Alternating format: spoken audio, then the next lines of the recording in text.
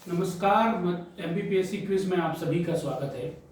मध्य प्रदेश लोक सेवा आयोग ने प्रारंभिक परीक्षा 2019 का परिणाम कल देर रात घोषित कर दिया है।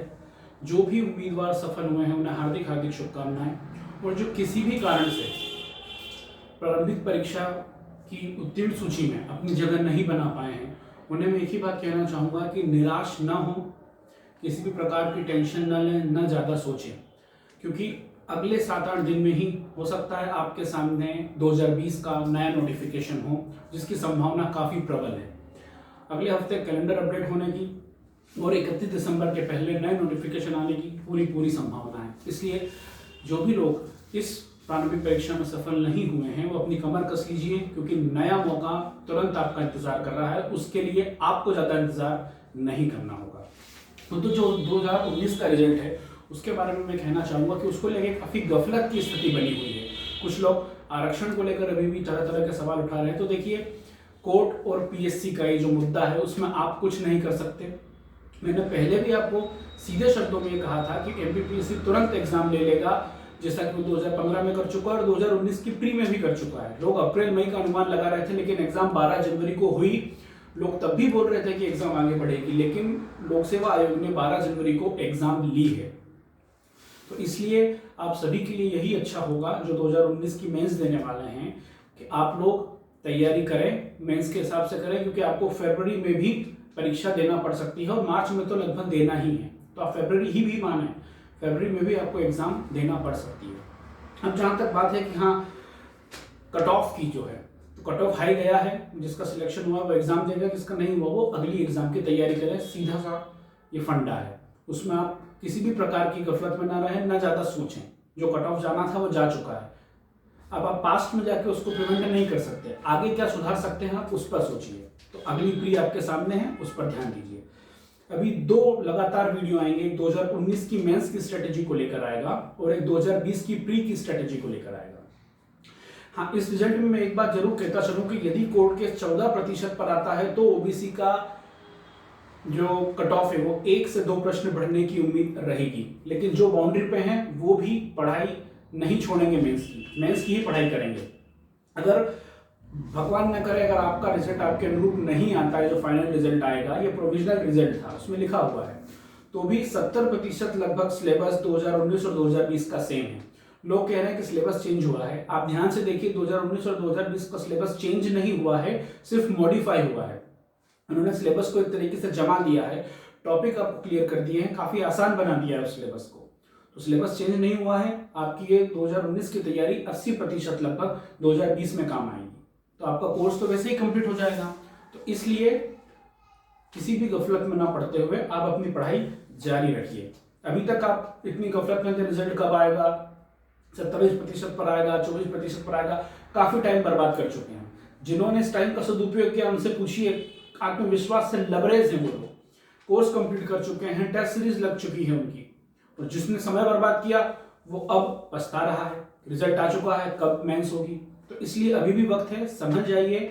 आज से ही कॉपी पेन उठा दीजिए और लिखना शुरू कीजिए। पढ़ें कम, लिखे ज्यादा। तो पहले मैं आपसे कुछ दूसरी चीजें शेयर कर लेता हूं कि 2019 की मेंस में हमें किन किन चीजों का ध्यान रखना है। उसके बाद फिर हम सिलेबस वाइज डिस्कस करेंगे। सबसे पहले हमें जिन चीजों का ध्यान रखना है वो है कि प्रश्न कैसे हल करना है। अगर मैं बात करूं भूगोल की और एमपी की, तो भूगोल की और एमपी की यदि मैं बात कर रहा हूं तो आपको मैप बनाने का खास ध्यान रखना है। यदि एमपी का कोई प्रश्न आपने बिना मैप के हल किया है तो समझ लीजिए कि परीक्षक की नजर में आपने गुनाह किया है। मैं यही वर्ड यूज करूंगा कि परीक्षक की नजर में आपने गुनाह किया है यदि आपने एमपी का कोई प्रश्न बिना मैप के हल किया है। तो इसलिए आपको मैप बनाना ही एमपी का। कोई जरूरत नहीं है कि आप एक्यूरेट मैप बनाएं या एकदम छाप आए वहां पर। उसको समझ में आना चाहिए कि इसने ये एमपी का मैप बनाया है। ऐसा ना हो कि एमपी के मैप में केरला दिख रहा है, कर्नाटका दिख रहा है, तमिलनाडु दिख रहा है। एमपी का मैप एमपी का मैप लगे। इंडिया का मैप भी आपको भारत के भूगोल में बनाना ही बनाना है। कुछ 3 मार्कर प्रश्न भी आप बना सकते हैं, अदरवाइज 6 मार्कर और 15 मार्कर में आपको बनाना ही बनाना है मैप। फ्लो चार्ट 15 मार्कर में 1 से 2 आपको देना ही है। तो भूगोल और एमपी में आप बिना मैप बनाए हल करने की कोशिश ना करें। उसके बाद अगर जो 3 मार्कर प्रश्न है, 3 मार्कर प्रश्न में जनरली हम 3 पॉइंट लिखते हैं, तो आपको 3 पॉइंट का ध्यान रखना है। हाँ, यदि वो प्रश्न परिभाषा के फॉर्म में उसने पूछा है तो आप सीधे सीधे शब्दों में लिख दीजिए परिभाषा। परिभाषा 3-4 लाइन में जा सकती है, कोई समस्या नहीं है। शब्द सीमा को लेकर आप लोग कंफ्यूज ना होइएगा। कुछ प्रश्न ऐसे रहेंगे जिनकी शब्द सीमा जो 3 मार्कर भी हैं वो 40 शब्द तक भी चली जाएगी, क्योंकि प्रश्न की नीड रहेगी। अगर परिभाषा ही 40 शब्दों में है और परिभाषा पूछिए तो आप उसे किस प्रकार 30 शब्दों में लिख लेंगे, मुझे बताइए। और यदि कुछ प्रश्न ऐसे आएंगे जो एक वर्ड का प्रश्न आएगा, संविधान सभा में महिलाओं की संख्या कितनी थी, स्वामी विवेकानंद ने शिकागो धर्म सम्मेलन में भाषण कब दिया था, संविधान सभा के संवैधानिक सलाहकार कौन थे। तो कुछ प्रश्न ऐसे हैं जो थोड़ा सा शब्द सीमा ज्यादा लेंगे और कुछ प्रश्न ऐसे हैं जो सिर्फ एक शब्द लिखने से ही पूरे नंबर आपको देंगे। तो इस प्रकार आपको मैनेज करना होगा। परिभाषा के बाद 3 मार्कर में आपको क्या ध्यान रखना है, यदि उसने किसी व्यक्ति का नाम दिया है तो व्यक्ति का में जन्म से मतलब नहीं है। देखिए, जन्म अगर आप नहीं लिखेंगे तो भी चलेगा, जन्म से कोई व्यक्ति महान नहीं बनता है। व्यक्ति महान बनता है अपने कर्म से। तो आपको वो लिखना है कि किस लिए उस व्यक्ति को पूछा गया है, किस लिए वो व्यक्ति आपके सिलेबस में है, आपको वो लिखना है। यानी किसी व्यक्ति का अगर नाम से पूछा गया है तो व्यक्ति कहां से संबंधित है, उसने कोई बुक लिखी है, कोई महान कार्य किया है तो वो, और किस लिए वो चर्चा में है करंट में, ये आप लिख सकते हैं। यदि किसी बुक का नाम लिया गया है 3 मार्कर में तो किसने वो बुक लिखी है, प्रचलन में है, वर्तमान में तो क्यों है, और उस वस्तु की या उस बुक की विषय वस्तु क्या है, वो आपको लिखना है। यदि उन्होंने किसी पुस्तक का ही नाम देते, पुस्तक का नाम या व्यक्ति के नाम के बाद उसने किसी जगह का नाम दे दिया है तो जगह कहां पर स्थित है, किस प्रदेश में है, किस राज्य में है, किस जिले में है, ये आपको लिखना है। किस लिए वो फेमस है ये आपको लिखना है, और क्या उसका आर्थिक सामाजिक राजनीतिक कुछ महत्व। तो 3 अलग अलग डायमेंशंस में आपको ये कवर करना है। ये 3 मार्कर हो गया। 6 मार्कर की यदि बात आए तो एक लाइन में आप उसका इंट्रो, एक लाइन में कंक्लूजन दे दीजिए। यानी 10% इंट्रो, 10% कंक्लूजन, और बीच में 80% वो पार्ट रखना है जो उसने पूछा है। पॉइंट में लिखने की कोशिश कीजिएगा। पॉइंट में कम शब्दों में अधिक बात कह सकते हैं, उससे भी जांचने में आसानी होगी। एक चीज आप नोट कर लीजिएगा, जितनी आसानी परीक्षक को आपकी कॉपी चेक करने में होगी उतनी ही आसानी आपको अपना नंबर मुख्य परीक्षा में की सूची में ढूंढने के लिए होगी। याद रखिएगा, उसको सहज फील कराइए और सहजता के साथ ही उसका मूल्यांकन जब वो आपको करेगा तो सहजता के साथ आपको अच्छे नंबर देगा। तो इस बात को आप ध्यान रखिएगा कि उसको आप पॉइंट में हल करने की कोशिश कीजिए। उसके बाद 300 वर्ड की जो बात आती है उसमें आपको इंट्रो देना है, लास्ट में कंक्लूजन देना है, और कंक्लूजन के बाद बीच में जो है आप 1 से 2 फ्लोचार्ट बना सकते हैं, ये आप याद रखिएगा। हाँ, अब इंट्रो और कंक्लूजन की जो बात है तो इंट्रो में आप या तो परिभाषा लिख सकते हैं या वर्तमान में वो चीज क्यों प्रस्तुत लिख सकते हैं। कंक्लूजन में उसके आगे की राह क्या हो सकती है वो लिख सकते हैं। Conclusion should be positive always. Conclusion हमेशा आपका सकारात्मकता की ओर ही जाएगा, नकारात्मकता की ओर आप नहीं लिखेंगे, ये बात याद रखिएगा। अब इसके बाद सबसे महत्वपूर्ण मैं आपको बता देता हूं कि आप लोग अर्थशास्त्र में डेटा लिखना है आपको। जैसा कि मैंने आपको बताया कि भूगोल में एमपी और भारत में आपको मैप बनाना है, अर्थशास्त्र में नया डेटा लिखना है आपको। जितना नया डेटा आपने अर्थशास्त्र में लिखा है उतना ही आपको वो नंबर देगा। और जहां भी आप लोग डेटा लिख रहे हैं या कुछ एक्स्ट्रा ऑर्डिनरी चीज लिख रहे हैं उसे अंडरलाइन कीजिए, एक ही पेन का यूज कीजिएगा।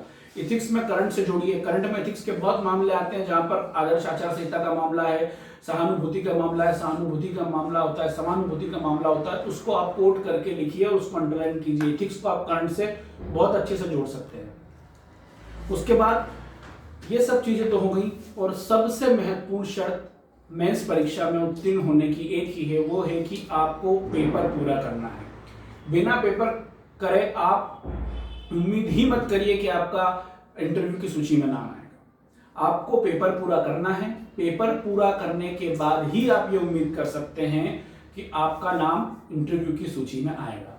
इसलिए पेपर पूरा करने की पूरी कोशिश कीजिएगा, करना ही है पेपर। एक चीज और बता दूं, अगर आपको कोई थोड़ा सा ही आ रहा है, ज्यादा नहीं बन रहा है, 6 मार्कर है तो आप लिख दीजिएगा 1 या 2 नंबर मिलने की उम्मीद है। 15 मार्कर में 4-5 नंबर मिलने की उम्मीद है। यदि समय कम पड़ रहा है, कोई 6 मार्कर छूटने वाला है, छोड़ना नहीं है, लेकिन फिर भी अगर इस स्थिति आ जाए कि 6 मार्कर छूट रहा है, 15 मार्कर छूट रहा है, तो 15 मार्कर करिएगा। अगर वहां पर एक भी पेज लिखा तो आपको 6 से 7 नंबर मिलने की उम्मीद है, क्योंकि वहां पर परीक्षक के पास नंबर देने का मार्जिन रहेगा। लेकिन यदि 6 मार्कर में आपने एक पेज लिखा तो 2 या 3 नंबर से ज्यादा नहीं मिलेंगे। अगर लास्ट में 1 मिनट भी बचा और 6 मार्कर बचा तो फ्लो चार्ट बनाकर आ जाइएगा, कुछ नंबर तो मिलेंगे ही मिलेंगे। अगर कुछ नहीं आ रहा है तो 3 मार्कर में कुछ भी मत लिखिएगा, क्योंकि वहां पर आप घुमा नहीं सकते और ना ज्यादा लिख के अपनी बात कह सकते हैं, तो वह नकारात्मक इंपैक्ट डालेगा। ये बात याद रखिएगा। तो ये मैंने आपको बता दिया कि इस प्रकार आपको ये प्रश्न हल करना है। अब हम चर्चा करते हैं कि हमें क्या पढ़ना है। तो देखिए, पहले मैं एक बात आप लोगों को बता दूं, पूरा सिलेबस आपको पढ़ना है, सिलेबस में से कुछ भी नहीं छोड़ना है, पूरा सिलेबस पढ़ना है। लेकिन ये जो मैं टॉपिक बता रहा हूं इनसे आने की अधिक संभावना बनी रहती है, तो इनको आप अच्छे से प्रिपेयर कीजिएगा और पहले प्रिपेयर कीजिएगा। बाकी सिलेबस पूरा पढ़ना है, छोड़ना कुछ भी नहीं है। I am again and again telling you, आपको छोड़ना नहीं है कुछ भी। ओके, याद रखिएगा। Just read your syllabus very carefully and very, आप बहुत ध्यान से आपको पढ़ना है सिलेबस की एक एक बिंदु को आप अच्छे से पढ़िएगा, उसकी परिभाषा रट लीजिएगा, ताकि उस बिंदु से अगर सीधे सीधे कई बार सिलेबस की लाइन उठा के दे दी जाती है, तो आपको अगर परिभाषा पता होगी तो आप लिखने की स्थिति में रहेंगे। इसलिए सिलेबस में जितने भी टॉपिक हैं आप उनकी परिभाषा लिखिए और उनको पढ़िए कि ये क्या है। अब और एक और महत्वपूर्ण चीज, अब आपके पास इतना समय नहीं है कि आप नोट्स बनाएं या सिनॉप्सिस बनाएं। मैं पिछले 6 महीने से आपको बोल रहा हूं नोट्स और सिनॉप्सिस बनाने का। अब आपके पास इतना समय नहीं है कि आप नोट्स और सिनॉप्सिस बनाएं। इसलिए अब जो भी आपके पास है, चाहे किसी कोचिंग संस्थान के नोट्स हो या आपके द्वारा बनाए गए नोट्स हो या बुक्स हो, उसी में से पढ़िए, अलग से लिखने से बचिए। पढ़ें कम, लिखे ज्यादा, आंसर राइटिंग की प्रैक्टिस ज्यादा करें, क्योंकि आपको पेपर तय समय में पूरा करना है। घर में भी यदि आप घर पे भी जब आप लिखने की प्रैक्टिस करें तो टाइम लगाकर लिखें। आप 3 घंटे का टाइम लगाकर कोई पेपर हल करें, 6 मार्कर 4 मिनट में हल करने की कोशिश करें, 15 मार्कर 10 मिनट में हल करने की कोशिश करें और 3 मार्कर 1 मिनट में हल करने की कोशिश करें। इसके बाद कम पढ़ें यानी से आपकी पढ़ाई की घंटे कम करने की बात नहीं हो रही है, आपका कंटेंट कम हो, उतना ही हो जितना आपको लिखना है। 100 शब्द, 300 शब्द और 30 शब्द। सोर्सेस लिमिटेड रखिए। अब आपके पास अधिक सोर्स से अपने नोट्स बनाने का या अधिक सोर्स पढ़ने का टाइम नहीं है। जो भी सोर्स है आप उसको उठाइए और उसी में पढ़िए। अलग से लिखने की एनर्जी मत वेस्ट कीजिए, वो एनर्जी आप अपनी लेखन जो आपकी राइटिंग प्रैक्टिस है उस पर दीजिए, आप उस पर बल दीजिए। शब्द सीमा का आप ध्यान रखिए, आप ज्यादा लिखेंगे आगे का पेपर छूटेगा, डबल मार्क्स तो उसमें मिलेंगे नहीं। तो इस चीज पर आप विशेष ध्यान रखिए कि शब्द सीमा आपको कम रखनी है। सहायक शब्द जो है किंतु परंतु इसलिए है, उनको नहीं यूज करना है। इससे आप बात भी आसानी से कह सकेंगे और शब्द सीमा भी कम रहेगी। हिंदी मीडियम वाले हैं जो पेपर 4, 5, 6 पे विशेष ध्यान दें। एथिक्स का, हिंदी का, निबंध में आपकी मार्किंग बहुत अच्छी हो सकती है, हालांकि बाकी में भी मार्किंग अच्छी है, लेकिन इसमें आप लोग विशेष ध्यान दें। इंग्लिश मीडियम वाले हैं जो पेपर 3 यानी टेक्नोलॉजी वाला पार्ट, जो इंजीनियरिंग के स्टूडेंट है काफी अच्छा करते हैं, देखा गया है। एथिक्स और ऐसे 3, 4, 6 पे आप विशेष ध्यान दीजिए और 4, 5, 6 पर हिंदी मीडियम वाले विशेष ध्यान देंगे। मैं फिर बता रहा हूं, ये सिर्फ और सिर्फ मैं वो चीजें आपको बता रहा हूं जो आपको अच्छे से हल करना है, लेकिन पूरा पढ़ना है, सिलेबस छोड़ना नहीं है। सिलेबस की एक चीज में कम से कम आपको परिभाषा तो याद करनी ही है, इस चीज का विशेष ध्यान रखिएगा। अब मैं आता हूं पेपर 1 में। अगर हम उठाएं विश्व इतिहास, तो विश्व इतिहास में देखिए 3 मार्कर जो बनते हैं वो किस चीज से बनते हैं मैं आपको बताता हूं। देखिए यहां मैं आपको इंपोर्टेंट नहीं दे रहा हूं, लेकिन क्या इंपोर्टेंट है, किसमें से आप पढ़कर अच्छा स्कोर कर सकते हैं, वो जरूर बताऊंगा। तो 3 मार्कर जो विश्व इतिहास में से, वर्ल्ड हिस्ट्री में से जो बनते हैं 3 मार्कर, वो हैं विचारक, पुनर्जागरण फ्रांसीसी क्रांति के जो विचारक हैं उनसे 3 मार्कर हमेशा बनता है, चाहे वो रूसो हो, दिदरो हो, मोंटेस्क्यू हो या फिर राफेल हो। वैज्ञानिक जिन्होंने औद्योगिक क्रांति में विशेष भूमिका निभाई, उनसे 3 मार्कर बनता है। लेखक, चित्रकार, बुर्बो वंश हो गया या जो ट्यूडर वंश हो गया, वंशों से संबंधित प्रश्न बन सकते हैं। राजा या तो लुई 16 हो गया, लुई 14 हो गया और जेम्स द्वितीय हो गया, जेम्स प्रथम हो गया, इनसे प्रश्न बन सकते हैं। मंत्री, जैसे बुर्बो वंश का एक मंत्री था, उनका जो वित्त मंत्री था, इनसे भी प्रश्न बनने की संभावना जरूर रहती है। या कोई विशेष घटना जैसे बास्तिल का पतन हो गया, टेनिस कोर्ट की शपथ हो गई और जो किलों को उन्होंने तोड़ा था वो हो गया, गुलेटिन हो गया, आतंक का राज्य हो गया, इनसे प्रश्न बनने की पूरी पूरी संभावना रहती है, तो इनको आप नजरअंदाज नहीं करिएगा। अब मैं बताता हूँ कि विश्व इतिहास में पुनर्जागरण जो है आपका पहला टॉपिक, उसमें आप क्या कर सकते हैं। पुनर्जागरण में जो 3 मार्कर प्रश्न बनेंगे वो इनके प्रवर्तक यानी इनके विचारकों से बनेंगे। लियोनार्डो दा विंची से बन सकते हैं, मैडोना का प्रश्न बन सकता है, राफेल से प्रश्न बन सकता है, तो ये आपको करना ही है। इनके प्रवर्तक से प्रश्न बन सकता है, लेखक जिन पुस्तकों के जो लेखक हैं, माइकल एंजेलो हो गया, इनसे प्रश्न बन सकता है, और उनकी कृतियां, ये सभी 3 मार्कर्स में आपको आ सकती हैं। तो पुनर्जागरण में आप इनका विषय ध्यान रखें, हो सकता है पुनर्जागरण ही पूछ ले 3 मार्कर में, तो इनका आप विषय ध्यान रखेंगे। पुनर्जागरण से अगर 6 मार्कर बनने की उम्मीद होती है तो पुनर्जागरण की क्या विशेषता है, क्या इसका प्रभाव रहा है, क्या कारण थे पुनर्जागरण होने के, और ये इटली में ही क्यों हुआ, ये 6 मार्कर में आने की प्रबल संभावनाएं रहती हैं। इनको आप याद कर लीजिएगा, इनको तैयार कर लीजिएगा। अगर पुनर्जागरण से बड़ा प्रश्न बना जिसकी संभावना बहुत कम है, तो उसका कारण, परिणाम या चेतना में क्या योगदान था, ये एक साथ बन सकता है। तो आप पुनर्जागरण के लिए इन चीजों का ध्यान रखिएगा। इंग्लैंड की क्रांति से अगर प्रश्न बना 3 मार्कर में जेम्स प्रथम, जेम्स द्वितीय बन सकता है, ट्यूडर वंश से प्रश्न बन सकता है। उसके बाद रक्तविहीन क्रांति थी, उससे प्रश्न बन सकता है। गौरवपूर्ण क्रांति से प्रश्न बन सकता है 3 मार्कर। अगर 6 मार्कर की बात करें तो क्या कारण थे या क्या परिणाम थे। बड़ा प्रश्न बनने की उम्मीद बहुत कम है, अगर बना तो क्या कारण परिणाम एक साथ बन सकता है। उसके बाद फ्रांस की क्रांति, इससे महत्वपूर्ण है प्रश्न बनने की संभावना 3 मार्कर में। लेखक यानी जो कृतियां हैं, जैसे विधि का शासन हो गया, रूसो हो गया, रूसो की जो कृतियां हैं वो हो गई, तो कार्ल मार्क्स हो गया, इससे प्रश्न बनने की संभावना होती है। रूसो हो गया, किस वंश के थे, वंश से संबंधित प्रश्न बन सकता है, राजा के नाम से संबंधित प्रश्न बन सकता है, आतंक के राज्य से संबंधित प्रश्न बन सकता है, बास्तिल से संबंधित प्रश्न बन सकता है, गुलेटिन से संबंधित प्रश्न बन सकते हैं। तो इन 3 मार्कर में आप ध्यान रखिएगा। आतंक का राज्य 6 मार्कर में बन सकता है, फ्रांस की क्रांति के कारण, परिणाम, टेनिस कोर्ट की शपथ, ये सब 6 मार्कर में भी बन सकते हैं, तो इनकी आप ध्यान रखिएगा। 3 जो वर्ग थे वहां पर कौन कौन से टैक्स लिए जाते थे, वहां पर टेली नाम का एक टैक्स था शायद, जहां तक मुझे याद आ रहा है, टेले। तो आप ये सब चीजें याद करके रखिएगा। अगर फ्रांस की क्रांति से बड़ा प्रश्न बना तो कारण प्लस परिणाम से बन सकता है, या फिर स्वतंत्रता, समानता, बंधुत्व की फ्रांस की क्रांति की विश्व को क्या देन है, इनसे प्रश्न बन सकता है। औद्योगिक क्रांति से यदि प्रश्न बना तो जो मशीनों के आविष्कार हुए वो बन सकते हैं। औद्योगिक क्रांति से क्या कारण हुए, क्या परिणाम हुए, उससे प्रश्न बन सकता है। औद्योगिक क्रांति का भारत में क्या फायदा हुआ या क्या नुकसान हुआ, उनसे प्रश्न बन सकता है। अगर इससे प्रश्न बना नुकसान का, तो आपको अंग्रेजों का वो कोट हमेशा डालना है कि हम यहाँ से गंगा नदी से उठाते हैं और वहां के टेम्स नदी में सारे रत्न डाल लेते हैं, तो ऐसे कोटेशन आपको देना पड़ेंगे, यही आपको दूसरों से अलग बनाएगा। तो इनका आप ध्यान रखिएगा। रूस की क्रांति इतनी महत्वपूर्ण नहीं है, छोड़ना नहीं है, कारण परिणाम तो आप देख ही लीजिएगा। विश्व युद्ध से बिल्कुल प्रश्न बनने की संभावना है, बड़ा प्रश्न जरूर बनता है इनसे। तो इसके क्या कारण थे विश्व युद्ध के, क्या परिणाम थे, वर्साई की संधि इसमें है, त्रिगुट जो संगठन बने थे वो, इसके बाद जो बारबोसा की संधि हुई थी, उसके बाद एक काला हाथ नामक एक संस्था बनी थी, आप वो देखिएगा। राष्ट्र संघ बना था, बाद में संयुक्त राष्ट्र संघ बना था। ये वर्साई की संधि सिर्फ युद्ध का रोकने का परिणाम थी, चाहे कि युद्ध 20 वर्ष तक रुक जाए, ऐसे प्रश्न बनते हैं वो आपको देखना है। बड़े प्रश्न में कारण परिणाम आप लिख सकते हैं। क्या अभी जो कोरोना विश्व युद्ध के बाद एक दूसरे पर आरोप प्रत्यारोप के दौर लग रहे हैं, तो क्या हम तीसरे विश्व युद्ध की ओर बढ़ रहे हैं, ऐसा प्रश्न भी बन सकता है। तो आप इन चीजों के लिए तैयार रहिएगा। ये तो हमने बात करी वर्ल्ड हिस्ट्री की। वर्ल्ड हिस्ट्री में आप ये चीज विशेष तौर पर अपनी देख लीजिएगा। अब अगर मैं बात करता हूं कि इंडियन हिस्ट्री की,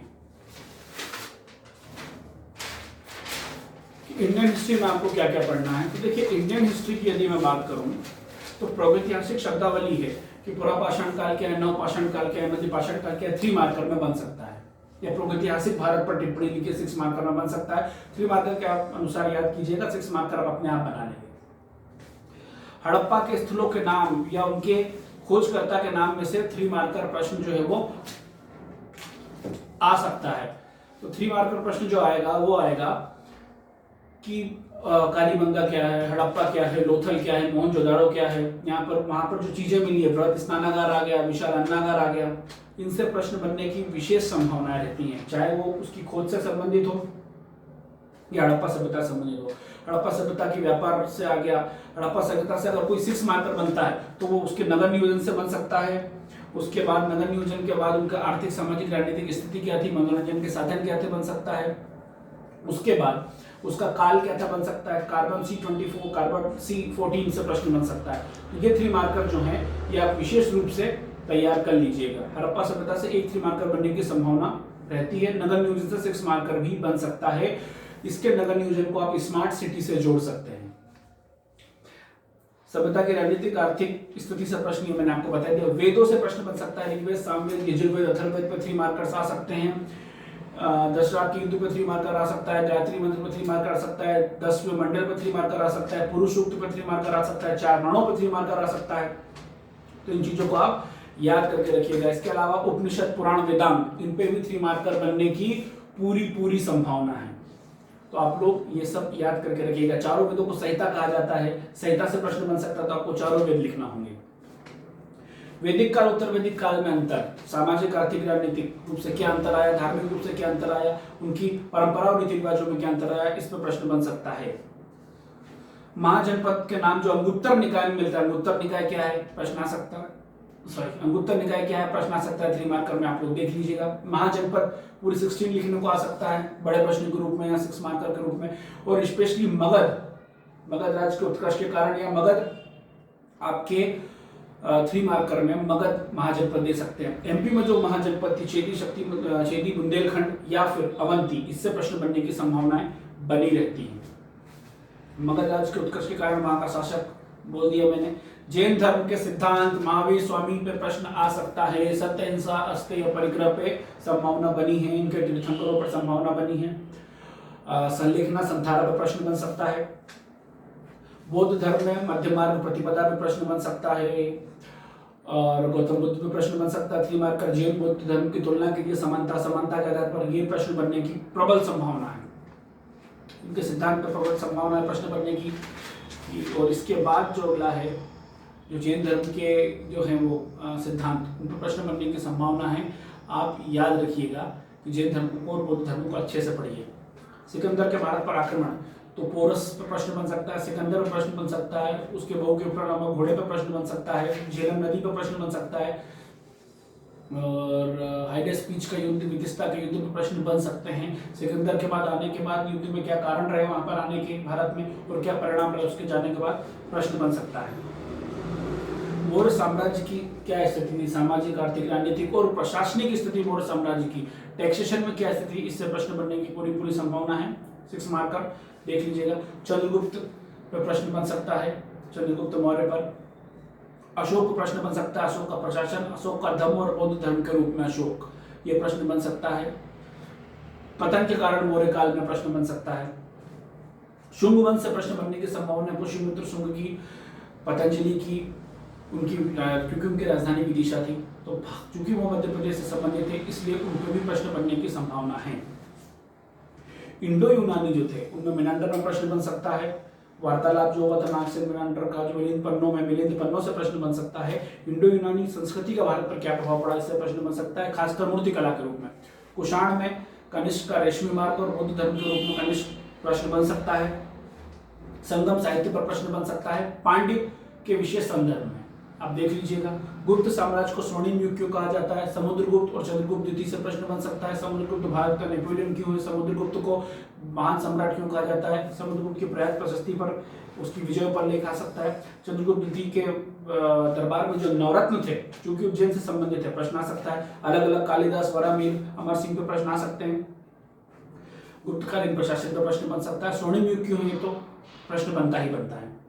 वर्धन में हर्षवर्धन के प्रशासन और बौद्ध संरक्षक के रूप में प्रश्न आ सकता है। चोल का शासन प्रबंधन जो ग्रामीण स्तर पर काफी महत्वपूर्ण है और काफी प्रचलित भी है, उससे प्रश्न आ सकता है। उनकी वरीयम प्रणाली से प्रश्न आ सकता है। उरयूर अभिलेख से प्रश्न आ सकता है। यह प्रश्न आ सकता है चोल से। उसके बाद पांड्य संगम साहित्य के संबंध में जो मैंने आपको बता दिया है। अलवार नैनार के संत से संबंधित प्रश्न बन सकता है। शैव वैष्णव से संबंधित प्रश्न बन सकता है। चालुक्य के 3 वंश है, वातापी, बादामी, उनसे प्रश्न बन सकता है। और मेघी पाल वंश के संबंध में गोपाल या धर्मपाल से प्रश्न बन सकता है। देखिए कुमारगुप्त विक्रमशिला नालंदा विश्वविद्यालय की स्थापना जो करने वाले हैं गुप्त वाले और पाल वाले, उनसे प्रश्न बन सकता है। ये विक्रमशिला नालंदा विश्वविद्यालय 3 मार्कर में आ सकता है। हुण आक्रमण कब हुआ, स्कंदगुप्त के समय, आपसे प्रश्न बन सकता है। राजतरंगिणी से प्रश्न बन सकता है। कलहण वाली कश्मीर के इतिहास, देखिए कलहण से भी प्रश्न बन सकता है। त्रिपक्षीय संघर्ष से प्रश्न बन सकता है, बिल्कुल बनने की संभावना है। पृथ्वीराज चौहान से प्रश्न बन सकता है, चाहे वो कोरी के संबंध में हो, तराइन के संबंध में हो। परमार वंश में भोज की उपलब्धि, उनकी रचना और प्रशासन से संबंधित प्रश्न बन सकता है। सांख्य दर्शन जो थे उनसे प्रश्न बन सकता है। पतंजलि से प्रश्न बन सकता है। चंदेल वंश और यशोवर्मन, चंदेल वंश का जो यशोवर्मन था उससे प्रश्न बन सकता है। धंग से प्रश्न बन सकता है। खजुराहो से प्रश्न बनने की, चाहे वो हिस्ट्री में हो या एमपी के पर्यटन में हो, प्रश्न बनने की पूरी संभावना है। कंदरिया महादेव से प्रश्न बन सकता है। भीम द्वितीय जिसने मोहम्मद गोरी को हराया था, मूलराज प्रथम भी कहा जाता है, इनको प्रश्न बन सकता है। कलचुरी वंश जो एमपी से संबंधित है, जबलपुर से उनसे प्रश्न बन सकता है। सिसोदिया वंश से संबंधित प्रश्न बन सकता है, चाहे वो राणा सांगा हो या प्रताप हो। ये प्रश्न बनने की उम्मीद थी इंडियन हिस्ट्री के प्राचीन काल से।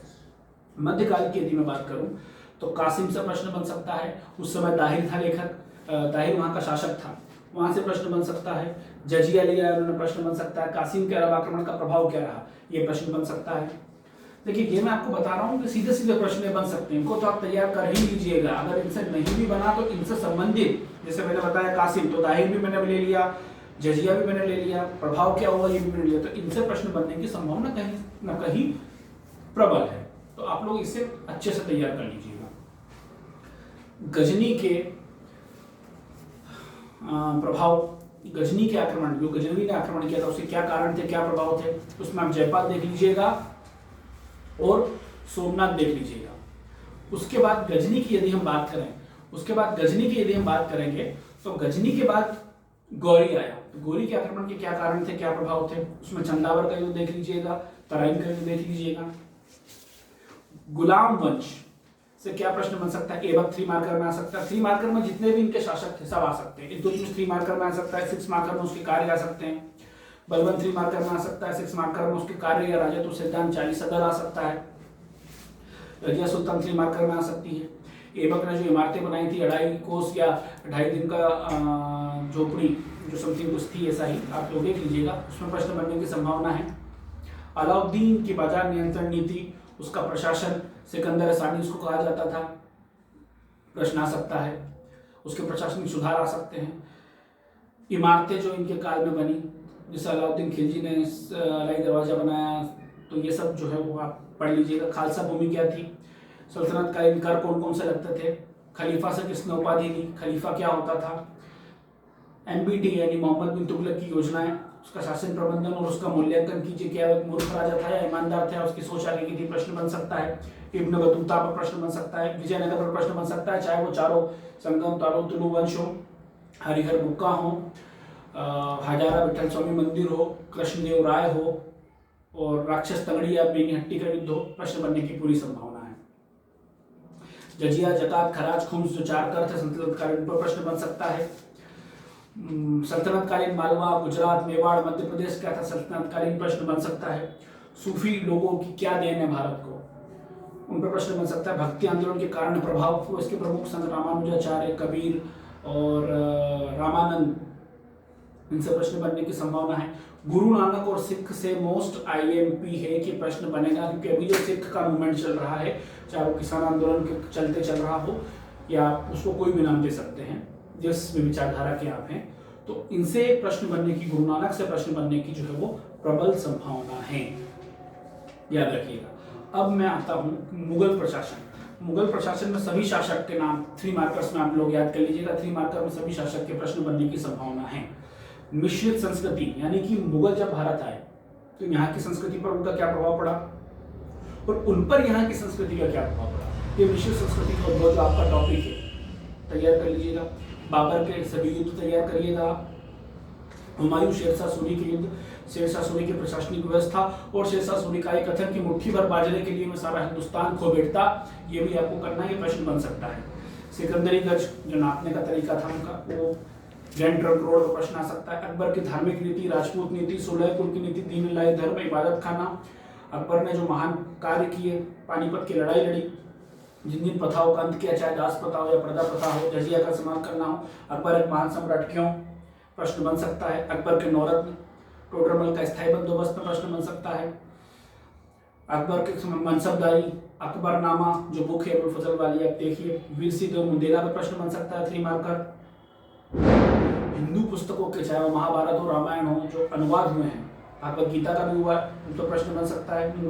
मुगलकालीन जीवनी, चाहे वो जहांगीर नामा हो, बाबर नामा हो, अकबर नामा हो, उन पर प्रश्न बनने की संभावना है। इन्होंने जो इमारतें बनाई हैं, चाहे वो लाल किला हो, ताजमहल हो, इबादत खाना हो, बुलंद दरवाजा हो, फतेहपुर सीकरी हो, से प्रश्न बनने की संभावना है। न्याय की जंजीर जो कि जहांगीर ने लगवाई थी, से प्रश्न बनने की पूरी संभावना है। शाहजहां को स्थापत्य कला का स्वर्ण युग कहा जाता था, जहांगीर को चित्रकला का स्वर्ण युग कहा जाता था, अकबर को हिंदी साहित्य का स्वर्ण युग कहा जाता था अकबर के काल को। ये आपको करना है। उत्तराधिकार युद्ध कैसे हुआ मुगलों में, औरंगजेब और शिवाजी के जो युद्ध हुए थे वो आपको करना है। मराठा में आपको क्या देखना, शिवाजी की शासन व्यवस्था क्या थी, अष्टप्रधान क्या थे, चौथो सरदेशमुखी जो वो कर लेते थे वो क्या थे। खेड़ा का युद्ध जो शिवाजी के लड़के जो दूसरे लड़के थे और उनकी पत्नी थी, उनके बीच जो हुआ है वो आपको देखना है। अंग्रेज और सिखों के बीच युद्ध हुआ है, बहुत महत्वपूर्ण है। आंग्ल मैसूर युद्ध और अंग्रेजों का अन्य कंपनियों से जो युद्ध हुआ है, चाहे वो एंग्लो फ्रांसीसी युद्ध हो, वाणिवंश का युद्ध हो, आपको वो जरूर देखना है। अहमद शाह अब्दावली, सैयद बंधु, मोहम्मद शाह रंगीला, शाह आलम द्वितीय, ये आपको 3 मार्कर में करना है। तख्ते हाउस यानी ये जो आपका पितरादुआ जड़ाऊ का जो काम हुआ था उस पर, तख्ते हाउस, उसको आपको देखना है। अहमद शाह अब्दाली और नादिर शाह 3 मार्कर में आप लोग याद रखिएगा। कंपनियां जो आई थी किस क्रम में आई, क्या उन्होंने कार्य किए, उनमें प्लासी और बक्सर का युद्ध आपको देखा है। गवर्नर जनरल में आपको क्या क्या मेन देखना है, Clive, Hastings, Ripon, Canning, Curzon, Hardinge, Irwin, Wavell, Mountbatten और डलहौजी, ये आपको देखना है। उसके बाद किसान आंदोलन आप अच्छे से कर लीजिएगा, चाहे वो खेड़ा आंदोलन हो या फिर महात्मा गांधी जो गए थे, महात्मा गांधी का जो पहला सत्याग्रह था बिहार में वो आंदोलन हो, इसके अलावा बरदौली सत्याग्रह हो, तो किसान के जो आंदोलन थे, पापना विद्रोह हो, किसान के सारे आंदोलन आपको देखना है, क्योंकि अभी ये हॉट टॉपिक बना हुआ है। 1857 की क्रांति, कारण उसका घटनाक्रम कैसे कैसे बढ़ा, एमपी के विशेष संदर्भ में देख लीजिएगा। प्रभाव एमपी में क्या थे ये भी देख लीजिएगा। इस पर कोई पुस्तक लिखी हो तो वो भी आप नोट कर लीजिएगा। किस अंग्रेज ने क्या कहा, इसको खाली सैनिक विद्रोह माना या स्वतंत्रता की लड़ाई की पहली सीढ़ी माना, ये आप लोग देख लीजिएगा। आनंद मठ 3 मार्कर में आ सकता है। धन निष्कासन 3 मार्कर में आ सकता है। क्रांतिकारी संगठन जो बने थे 3 मार्कर में आ सकता है। गांधी जी के सत्याग्रह जितने भी थे और उनके आंदोलन थे वो 3 मार्कर में आ सकते हैं, लेकिन आंदोलन 6 मार्कर और बड़े में भी आ सकते हैं। पाकिस्तान बनने की जो कहानी थी, चौधरी रहमत अली हो गया, मोहम्मद इकबाल हो गया, मुस्लिम लीग का गठन हो गया, आप लोग 3 मार्कर में पढ़ सकते हैं। कैबिनेट मिशन 6 मार्कर में आ सकता है। क्रिप्स मिशन 3 मार्कर 6 मार्कर दोनों में आ सकता है। प्रत्यक्ष कार्रवाई दिवस जो बनाया था मुस्लिम लीग ने, इस नाम से आ सकता है। गांधी जी के जो संगठन थे, चाहे वो हरिजन संघ हो, आ सकता है। जिसे बहिष्कृत सभा किसी ने बनाई थी, पूर्वा सार्वजनिक सभा बनाई थी, मद्रास सार्वजनिक सभा बनाई थी, आत्मिक सभा बनी है। सारे सभा 3 मार्कर में आप लोग याद कर लीजिएगा। जितने भी समाज थे, ब्रह्म समाज है, आर्य समाज है और सत्यशोधक समाज है, इनसे प्रश्न बनने की संभावना बनी रहती है। अम्बेडकर जी और गांधी जी के बीच जो पूना पैक्ट हुआ था, अम्बेडकर तीनों गोलमेज सम्मेलन में भाग लेने वाले थे, इसमें गोलमेज सम्मेलन भी आप लोग कर लीजिएगा।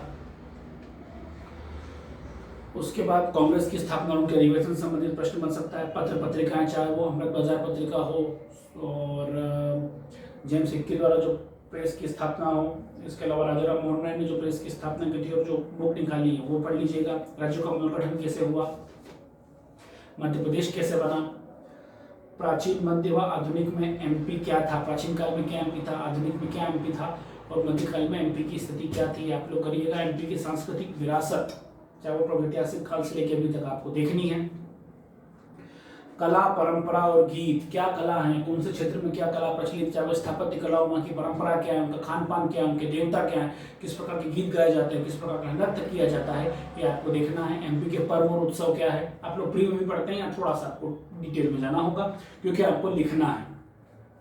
वास्तुकला पक्ष क्या है एमपी का, आपको देखना है। धरोहर स्थल एमपी में क्या है, पर्यटन क्या है, एमपी के पर्यटन से हमेशा एक प्रश्न उठता है, तो ये आपको देखना है। अब अगर मैं बात करूं पेपर फर्स्ट के पार्ट सेकंड की, भूगोल में क्या है, देखिए भूगोल में आपको ब्रह्मांड में ग्रह से संबंधित प्रश्न बन सकते हैं, बिग बैंग थ्योरी से संबंधित प्रश्न बन सकता है, ब्लैक होल से संबंधित प्रश्न बन सकता है, पृथ्वी की गति, घूर्णन गति, परिभ्रमण गति आपके प्रश्न बन सकते हैं 3 मार्कर में, 6 मार्कर में। पृथ्वी की आंतरिक संरचना, क्रोड, मेंटल, सियाल, सीमा, इनसे प्रश्न बन सकता है 6 मार्कर में, आप डायग्राम के साथ बनाइएगा। स्थल मंडल में पर्वत, पठार, मैदान कैसे बनते हैं, प्रमुख कौन कौन से कहाँ हैं, गाज, ब्लॉक पर्वत, पर्वतपदी, पठार, ये सब आप लोग करिएगा। महाद्वीपीय विस्थापन का सिद्धांत करना है। जलमंडल में क्या क्या आकृतियां बनती हैं आपको करना है। जलमग्न तट, फ्योर्ड, तट धाराएं, जल धाराएं और उनका जलवायु पर क्या प्रभाव है पढ़ना है। गल्फ स्ट्रीम, लेपर्डोर, हम्बोल्ट, ये 3 मार्कर में दी जा सकती हैं। ये उदाहरण दिया है, यही है कि नहीं का उदाहरण दिया है। वायुमंडल की परतें क्या हैं ये आ सकता है, उसको आप चित्र के माध्यम से समझाइएगा। खनिज का वितरण क्या है भारत और एमपी में, खनिज विकास निगम, खनिज नीति पढ़ लीजिएगा। जनजातियां, विश्व में जो जनजातियां वो बहुत कम, पिग्मी हो गया जो कांगो बेसिन में पाई जाती है, और टुंड्रा प्रदेश में रहने वाली जनजाति आपने ले ली, सहारा में रहने वाली जनजाति ले ली, सेंट्रलीज ले ली हमारे अंडमान निकोबार की, तो ये बहुत कम जनजातियां विश्व की, तो कम ही पढ़ना है। लेकिन भारत की जनजाति का वितरण कहाँ कौन सी जनजाति, जैसे नीलगिरी में टोडा जनजाति हो गई, जम्मू कश्मीर में जिद्दा हो गई, ये आपको पढ़ना है। लेप्चा हो गई। मध्य प्रदेश में जनजाति वितरण, कौन सी जनजाति कहाँ पर रहती है आपको मैप के अनुसार याद होना चाहिए। आपदाग्रस्त जनजाति जो 3 है उनको विशेष तौर पर याद रखिएगा। उनकी क्या परंपरा है, क्या गीत है, उनके आवास के क्या नाम है, ये आप लोग याद रखिएगा। महासागरों के नाम, कोई भी प्रशांत महासागर दे दिया 3 मार्कर में तो आपको लिखना पड़ेगा, ये आपको याद होना चाहिए। जल संधि दे दी, लिखना पड़ेगा आपको। नदियाँ भारत की और एमपी की कहाँ जा रही हैं, कितनी हैं, कौन कौन से उन पर बांध बने हैं, क्या उनसे फायदा हो रहा है, ये अफवाह तंत्र किसी का, नर्मदा का, चंबल का, गंगा का, यमुना का, ये आपको गोदावरी का याद होना चाहिए। झील में कभी एक झील 3 मार्कर में आ गई, वो कहाँ है, मीठे पानी की, खारे पानी की क्या महत्व आपको लिखना पड़ेगा। भौगोलिक स्थलाकृतियाँ जो हो गई वो तो आप पढ़ते ही हैं, पर्वत, पठार, मैदान, भारत के लिहाज से भी। भारत की भौतिक स्थलाकृति 5 भौतिक भागों भारत को बांटा गया है, वो भी आपको याद होना चाहिए। भारत और एमपी की जलवायु, मानसून कैसे आता है, जलवायु कैसी है, क्या जलवायु का वितरण है, आपको याद होना चाहिए। कोपेन के वर्गीकरण के अनुसार, कोपेन का वर्गीकरण भी देख लीजिएगा। मिट्टी भारत की क्या है, एमपी की क्या है, मिट्टी में अपरदन क्या है, जल धारण करने की क्षमता कैसी है, उसके अनुसार मिट्टी कैसी है, क्षरण किस प्रकार हो रहा है, कैसे अपरदन से रोका जा सकता है, मिट्टी की प्रकृति कैसी है, आपको याद होना चाहिए। मृदा का निर्माण कैसा होता है, कृषि जलवायु प्रदेश भारत और एमपी के और कैसे इनका वितरण है आपको पता होना चाहिए। इसके अलावा रबी खरीफ जायद की जो 3 फसलें हैं, कभी यही दे दी नाम से, तो आपको याद होना चाहिए। सिंचाई का वितरण क्या है एमपी में और भारत में, आपको याद होना चाहिए। खनिज संसाधनों का वितरण मैं पहले भी बता चुका हूँ, भारत और एमपी में आपको तैयार करना है। औद्योगिक परिदृश्य क्या है, किस प्रकार के उद्योग हैं, मंद औद्योगिकरण के क्या कारण हैं, ये आपको इकोनॉमिक्स में पढ़ेंगे ही आप। परिवहन की क्या स्थिति है एमपी में, भारत में कौन कौन सा परिवहन है, क्या समस्याएं नहीं, किस प्रकार काम हो रहा है। जनगणना संबंधित प्रश्न आ सकता है। जन्म मृत्यु समांक और मातृत्व मृत्यु दर, शिशु मृत्यु दर, साक्षरता दर, इससे संबंधित प्रश्न आ सकता है। बहुउद्देशीय परियोजना भारत और एमपी की क्या है, इससे संबंधित प्रश्न आपको पता होना चाहिए, आपको करना ही है। उद्यान या राष्ट्रीय उद्यान 3 मार्कर में गाना किसने दे दिया, बांधवपुर दे दिया, कहाँ पर है, क्यों प्रसिद्ध है, प्रोजेक्ट टाइगर में है नहीं, आपको लिखना है। कृषि पारिस्थितिकी क्या है, क्या मानव जीवन पर इसका प्रभाव है, अच्छे से याद कर लिए, इंपोर्टेंट टॉपिक है। फसल चक्र क्या होता है, बागवानी क्या है, परिवहन भंडारण इसका किस प्रकार होगा फसलों का, मृदा के गुण क्या होते हैं, रासायनिक गुण, भौतिक गुण, जल ग्रहण क्षमता के आधार पर। खाद्य प्रसंस्करण क्या है, संभावना क्या है, क्या महत्व, उसकी मांग और पूर्ति क्या होती है। भूमि सुधार भारत में कब से हुए, क्या क्या कानून लाए, अभी काफी समय कुछ समय पहले काफी हल्ला हुआ था इस पर। भूमि सुधार आपको याद रखना है। जल प्रबंधन में सिंचाई प्रणाली क्या है, पेयजल की आपूर्ति कैसे हो रही है, अभी वर्तमान में नल जल योजना है वो आप इसको जोड़ेंगे। कहाँ कहाँ पीने का पानी अभी भी अच्छे से नहीं मिल सकता है, WHO के अनुसार दूषित पानी पीने से कितनी मौतें होती है, ऐसे आंकड़े आपको इसमें डालने पड़े। आपदा प्रबंधन में सामुदायिक प्रबंधन क्या है, आपदा के पूर्व की तैयारी कैसी है, आपदा के समय तैयारी कैसी थी, आपदा के बाद तैयारी कैसी, कैसे राहत पुनर्वास आप कर रहे हैं, और आपका जो भी केस है, केस में आपको कब हुआ, कहाँ हुआ। राहत के उपाय तो सभी केस के सेम रहेंगे, सिर्फ केस का कारण आपको जानना है, और कितना नुकसान हुआ आपको ये अलग करना है। बाकी कारण तो सभी केस के निपटाने के जो है वो सेम ही रहेंगे। ये आपका पहला पेपर कंप्लीट हुआ। अब अगर मैं दूसरे पेपर की बात करूं कि मैं अगर पेपर 2 की बात करूंगा तो दोनों पेपर जो है वो काफी इजी हैं। वन मिनट मैं आपको बता देता हूँ, दोनों पेपर जो है वो काफी इजी हैं। और इसके बाद हम दूसरे पेपर की भी स्ट्रेटेजी जो है वो डिस्कस करेंगे कि ये क्या होता है। देखिए दूसरा पेपर की यदि मैं बात करूं तो संविधान निर्माण कैसे हुआ, क्या क्या एक्ट थे उसमें, 1909, 1935 विशेष तौर पर याद करना है आपको। 1833 का एक्ट विशेष तौर पर याद करना है आपको। 1773, 1774 ये भी विशेष तौर पर आपको पढ़ना है कि इसमें क्या क्या प्रावधान थे। संविधान निर्माण में समितियां कौन कौन सी बनी, समिति के 3 मार्कर का प्रश्न बन सकता है। संविधान की विशेषता क्या है, प्रश्न बन सकता है। प्रस्तावना पर प्रश्न बन सकता है, बना भी है। विशेषता में प्रश्न बना है। मौलिक अधिकार, मौलिक कर्तव्य में क्या अंतर है, क्या दूसरे के संपूरक हैं। मौलिक अधिकार को विलोपित किया जा सकता है नहीं, एक हाथ से लिए गए, एक हाथ से दिए गए, ऐसा भी आपको करना है। नीति निर्देशक तत्व क्या है, कैसे काम करते हैं, राज्य के लिए आवश्यक है या नहीं, क्या नेगेटिव है क्या पॉजिटिव है। मौलिक अधिकार और नीति तत्व आपस में टकराएंगे तो क्या ऊपर साबित होगा एक दूसरे के, वो नीति निर्देशक तत्व और मौलिक अधिकारों की तुलना आपको करनी है। 12 अनुसूचियां आपको पढ़ना है। प्रमुख संशोधन आपको पढ़ना है। अन्य देशों की तुलना, अभी अभी जो संशोधन हो वो तो पढ़ना ही है। अन्य देशों की तुलना हमारे संविधान से, जिसमें आपको यूके, यूएस और जापान से विशेष तौर पर देखना है। केंद्र राज्य की विधायिका यानी संसद कैसे कानून बनाती है, विधानसभा कैसे कानून बनाती है, कार्यपालिका कैसे उसका पालन करती है, कैसे उनकी कार्रवाई होती है, आपको देखना है। कार्यपालिका यानी मंत्रिपरिषद किस प्रकार काम करती है, आपको देखना है। मंत्रिपरिषद मंत्रिमंडल में अंतर पूछा गया, देख लीजिएगा। न्यायपालिका क्या है, तो न्यायपालिका में supreme court, high court, district court, क्या इनकी अवमानना होती है, क्या न्यायिक सक्रियता है, आपको देखना है। शक्ति विभाजन किस प्रकार हुआ है केंद्र और राज्य में, ये महत्वपूर्ण टॉपिक है, आपको देखना है।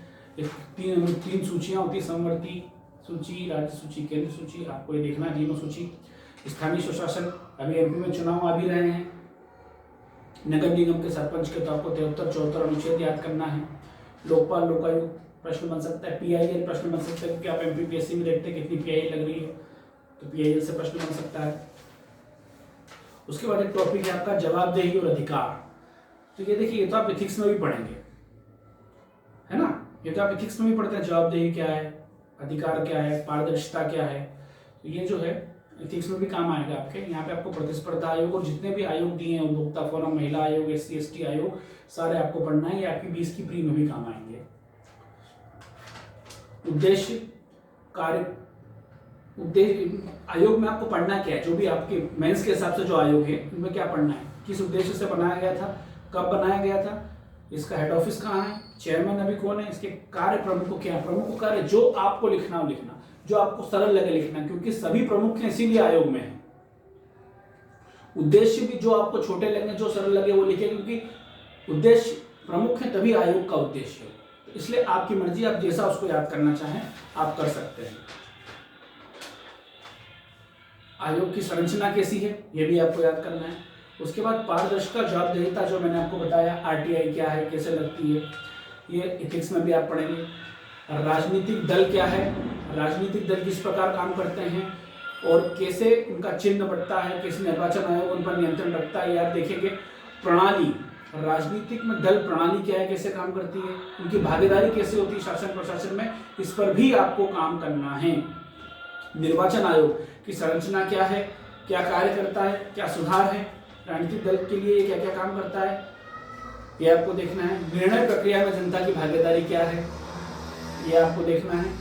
ये बहुत महत्वपूर्ण क्वेश्चन, निर्णय प्रक्रिया में जनता की भागीदारी। सुशासन आपके द्वार, सरकार आपके द्वार का जो कमलनाथ ने एक मुहिम चलाई थी ना, ये जनता की निर्णय प्रक्रिया में भागीदारी, ये उसी का प्रकार हो सकता है। मीडिया, इस पर निबंध भी बन सकता है। पक्ष विपक्ष में आप दे सकते हैं। समुदाय आधारित संगठन हो गया, SBG में भी प्रश्न बन सकता है, NGO में भी प्रश्न बन सकता है। तो इनसे जो प्रश्न बनने की संभावना बनी रहती है। सेकंड पेपर में ही हम आगे चले अगर, तो बाह्य एवं आंतरिक सुरक्षा के मुद्दों की यदि हम बात करें, देखिए इसमें सारे विधान है। तो विधान में आपको क्या क्या पढ़ना है कि वो विधान कब बना, उसके उद्देश्य क्या थे, जो आपको छोटे लगे वो उद्देश्य याद कर लीजिएगा। प्रमुख प्रावधान क्या है, जो प्रमुख प्रावधान छोटे छोटे लगे, इजी लगे, वो याद कर लीजिएगा। उसके बाद स्वास्थ्य सेवा में भारत और मध्य प्रदेश में बच्चे महिला के लिए निरोधात्मक और उपचारात्मक उपाय। निरोधात्मक उपाय मतलब पहले ही बीमारी के प्रिवेंट हो गया कि आपने होने ही नहीं दी कोई बीमारी, बचाव कर लिया, और होने के बाद क्या उपचार किया, ये दोनों की परिभाषा याद कर लीजिएगा। उसको मध्य प्रदेश और भारत में महिला और बच्चों से संबंधित क्या क्या निरोगात्मक और उपचारात्मक उपाय हैं वो आप देख लीजिएगा। चिकित्सा को पैरामेडिकल स्टाफ क्या है देख लीजिएगा।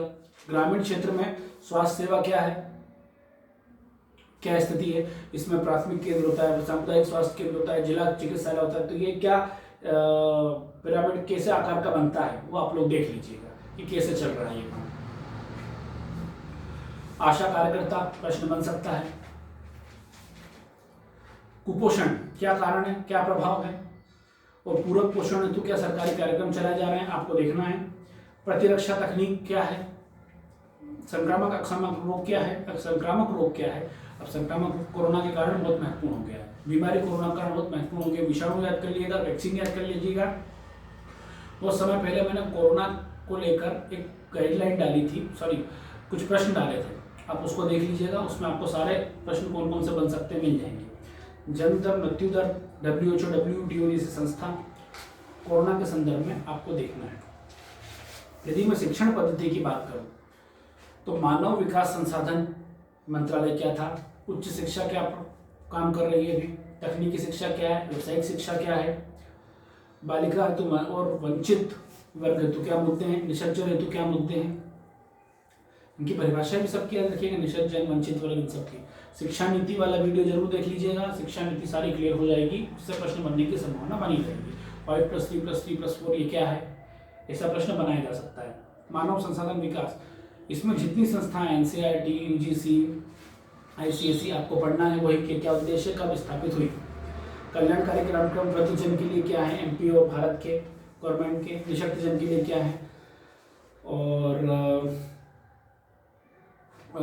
बच्चों के लिए, महिलाओं के लिए, वंचितों के लिए क्या कार्यक्रम, क्या योजनाएं चल रही बड़ी बड़ी आपको याद होना चाहिए। लोक सेवा, UPSC, लोक सेवा आयोग, राज्य सेवा आयोग, केंद्रीय सेवा शासन के बदलते प्रारूप में वित्त मंत्रालय, महालेखाकार, इनका गठन कार्य क्या होता है, कैसे ये संस्थाएं कार्य करती हैं आपको देखना है।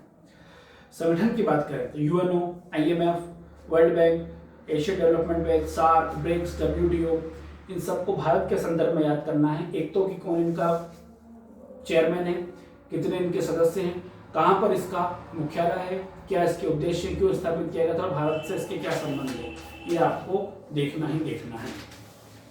अगर मैं थर्ड पेपर की बात करूं, थर्ड पेपर में विज्ञान में फिजिक्स, केमिस्ट्री और बायोलॉजी में आपको कुछ नहीं करना है। 9th-10th की NCERT उठाइए, पूरा सिलेबस है। 9th-10th की शिवलाल की गाइड भी लीजिए, MP बोर्ड, हाँ, क्योंकि MP बोर्ड CBSE बोर्ड का साइंस सेम है, तो आप 9th-10th की NCERT उठा के शिवलाल की गाइड उठाइए, अपना 9th-10th का फिजिक्स, केमिस्ट्री, बायोलॉजी जो है उससे तैयार हो जाएगा अपना वाला। गणित जिनका अच्छा वो इन चीजों पर ध्यान दीजिएगा, प्रतिशत के सवाल पर, पाई चार्ट वाले सवाल पर, सांख्यिकी वाले सवाल पर, समय और कार्य पर, लाभ हानि पर, ब्याज पर, इन पर आपको ध्यान देना है, स्पेशली जिनका गणित अच्छा हो, पूरे पूरे नंबर मिलेंगे। तकनीकी की यदि मैं बात करूं कि तकनीक कैसा काम करेगी, तो नवीन तकनीक का विकास, कौन कौन सी नवीन तकनीक आ रही है, आपको इसके लिए इसरो, नासा और सबकी साइट विजिट करनी पड़ेगी। विज्ञान प्रगति नाम की मैगजीन आती है, उनका भी आप सहायता ले सकते हो। ट्रिप्स और ट्रिम्स क्या है आपको पढ़ना है। भारतीय वैज्ञानिकों का योगदान तकनीक में क्या है आपको पढ़ना है। विकासशील तकनीक क्या है जो अभी विकसित हो रही है, सुदूर संवेदन क्या है, हमारे उपग्रह, संचार उपग्रह क्या है, नेटसेट क्या है, मेटसेट क्या है, एजुकेशन उपग्रह क्या है, इससे संबंधित प्रश्न भी बनने की पूरी संभावना है। अंतरिम टेक्नोलॉजी क्या है, इसमें नासा के और इसरो के सभी प्रयोग आपको दिखाने हैं। जैव प्रौद्योगिकी क्या है, नैनो टेक्नोलॉजी क्या है, GPS क्या है, ई गवर्नेंस क्या है, ई कॉमर्स क्या है, ई कचरा क्या है, इससे संबंधित प्रश्न पूरे पूरे बनेंगे। इसके लिए आप TMH की प्रौद्योगिकी वाली बुक भी प्रेफर कर सकते हैं। ऊर्जा क्या है, परंपरागत ऊर्जा के साधन, ऊर्जा प्रबंधन, पर्यावरणीय व धारणीय विकास, इनसे संबंधित प्रश्न। ये मैं वही टॉपिक बता रहा हूं जो ज्यादा महत्वपूर्ण आपको पढ़ना पूरा है। पर्यावरणीय क्षरण, पर्यावरण संरक्षण की क्या विधियां हैं, ये आपके निबंध में भी काम आएंगे। ई वेस्ट क्या है, निबंध आ सकता है। जलवायु परिवर्तन, निबंध आने की पूरी संभावना, पढ़ लीजिएगा। पर्यावरणीय पश्चात क्या है, निबंध भी आ सकता है और पढ़ लीजिएगा। अर्थशास्त्र की यदि बात करूं थर्ड पेपर का सेकंड पार्ट, तो विकास का अनुभव क्या है, 1991 से अभी तक, 1947 से अभी तक अर्थव्यवस्था का विकास कैसे हुआ, क्या उसका अनुभव था। मध्य प्रदेश और भारत में मंद औद्योगिकरण के कारण 1991 के बाद सुधार, चाहे वो एलपीजी मॉडल हो, इंस्पेक्टर राज खत्म कर दिया गया, लाइसेंस प्रणाली खत्म कर दी गई, ये सब आपको ध्यान रखना है। स्टॉक बाजार, देखिए स्टॉक बाजार में नेशनल स्टॉक एक्सचेंज NSE और Bombay stock exchange BSE, Nifty, big bull, तेजड़िया, मंदड़िया, ये सब आपको याद रखना, दलाल स्ट्रीट, ये सब आपको याद रखना। और खासकर एक वेब सीरीज आई है स्कैम 1992, उसके बाद ये स्टॉक बाजार से प्रश्न आने की संभावना बढ़ जाती है। देखिए ये आपको कनेक्ट करना ही पड़ेगा, तो ये स्टॉक बाजार आप अच्छे से याद कर लीजिएगा। बैंकिंग प्रणाली में अभी बैंकिंग विलय चल रहा था, बैंकिंग में कर्ज देने की भी बात चल रही थी, तो वो आपको बैंकिंग प्रणाली कौन कौन सी बैंकों का विलय हुआ, SLR, repo rate, reserve repo rate, bank rate क्या है, RBI क्या है, क्या उसके फंक्शंस होते हैं, कौन कौन सी वो नीतियाँ बनाती हैं, ये प्रश्न आपको देखने पड़ेंगे। LPG कॉन्सेप्ट क्या है, करना ही है आपको।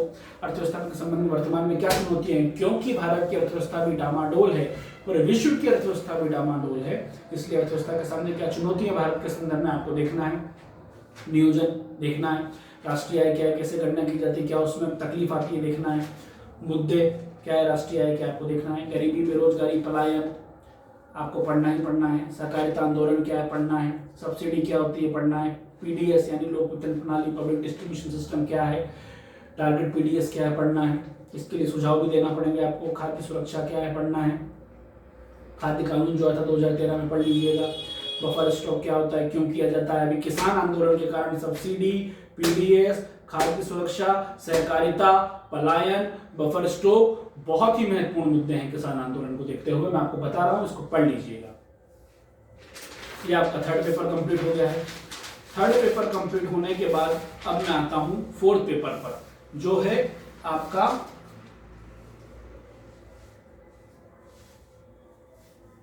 इथिक्स।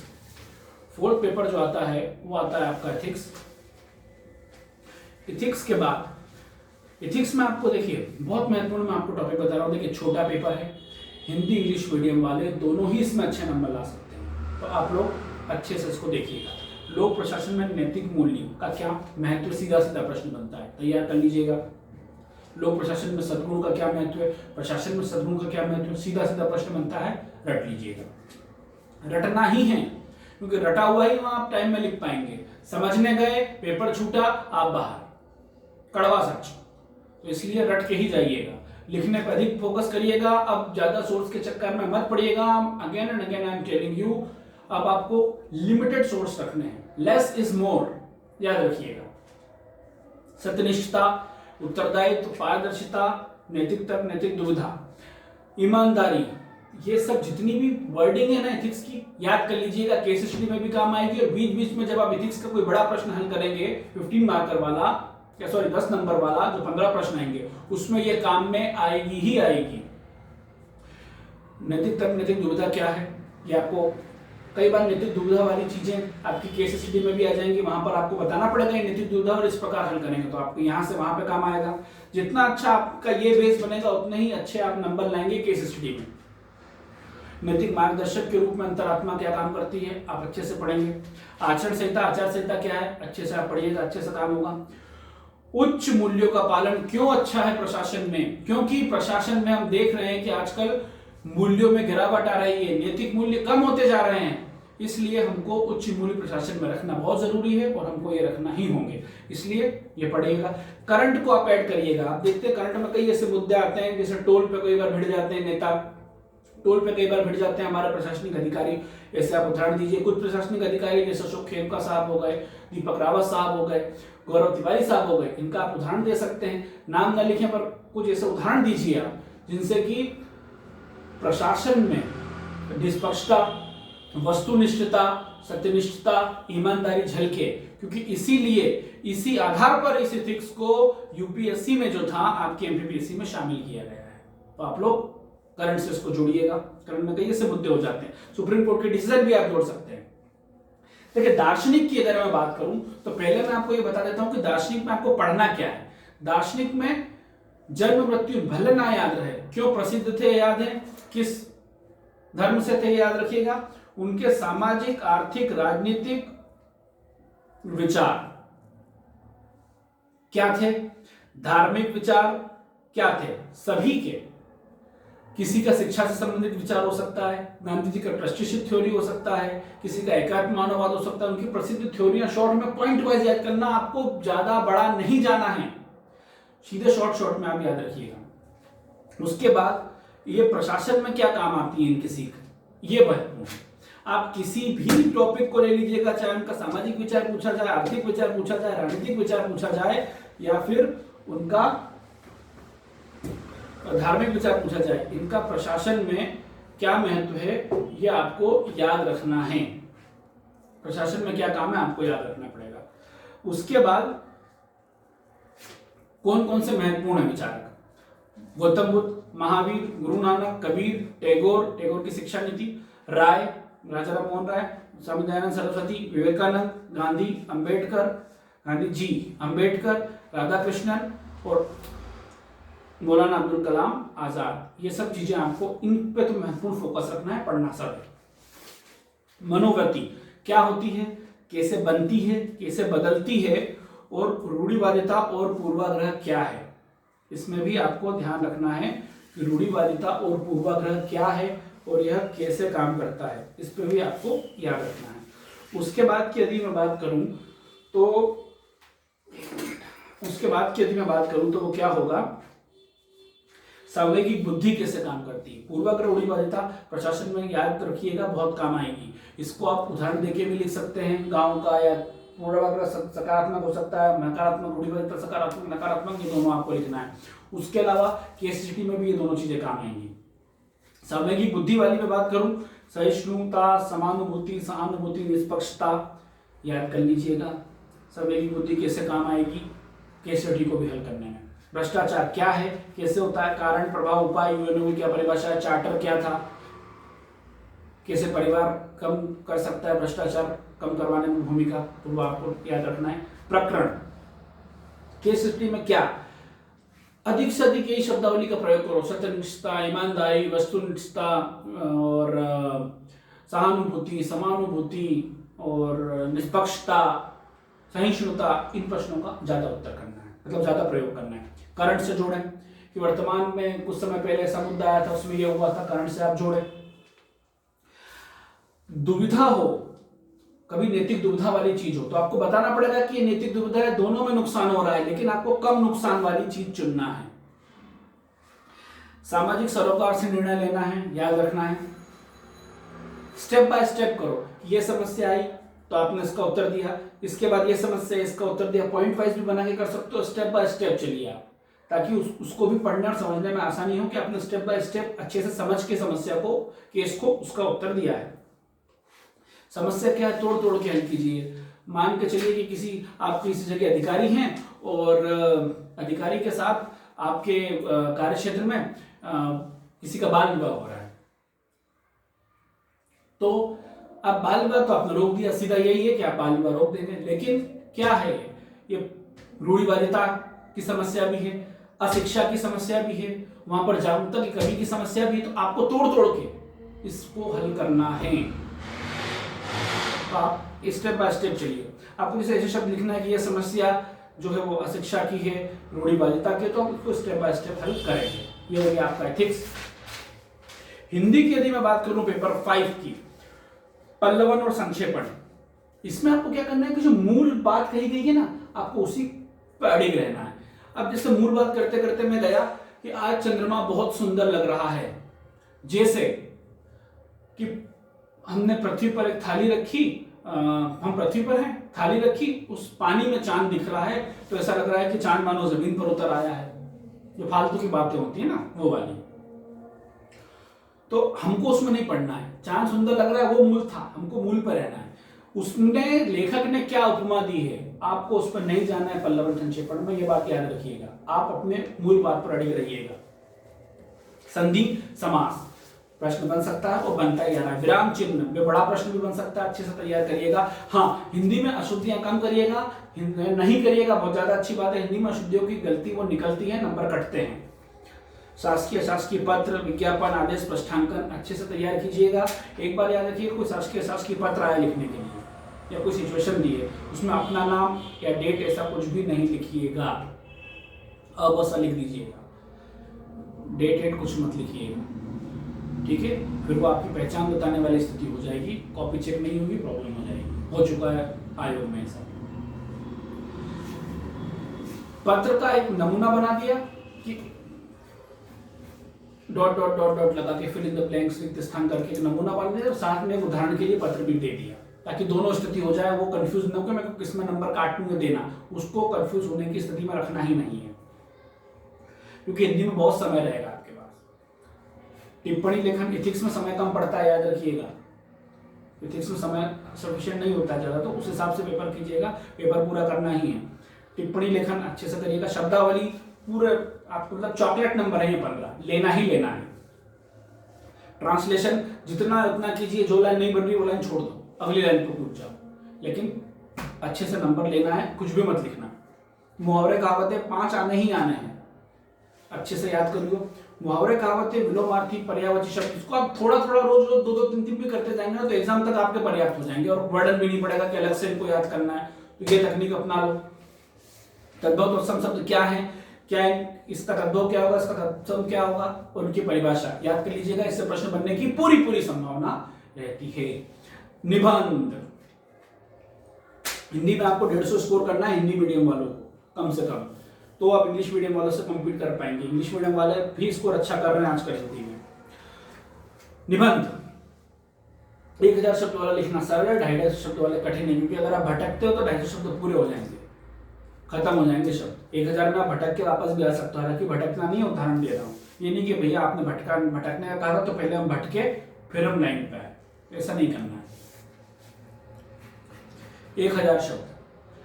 अब मैं आपको पूरे टॉपिक बता रहा हूं कि इन टॉपिक को तो आपको तैयार करना ही है, ठीक है, याद रखिएगा।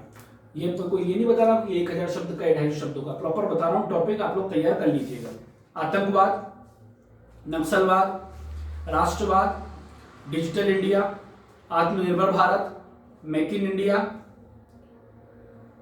स्वच्छ भारत, स्वस्थ भारत, कोरोना को लेकर, फिट इंडिया मूवमेंट, ये भी, प्रदूषण, बेरोजगारी, गरीबी, पलायन, नारी सशक्तिकरण, साहित्य समाज, भारतीय संस्कृति, वैश्वीकरण, पर्यटन, साइबर अपराध, स्मार्ट सिटी, जनसंख्या नियंत्रण, न्यू इंडिया,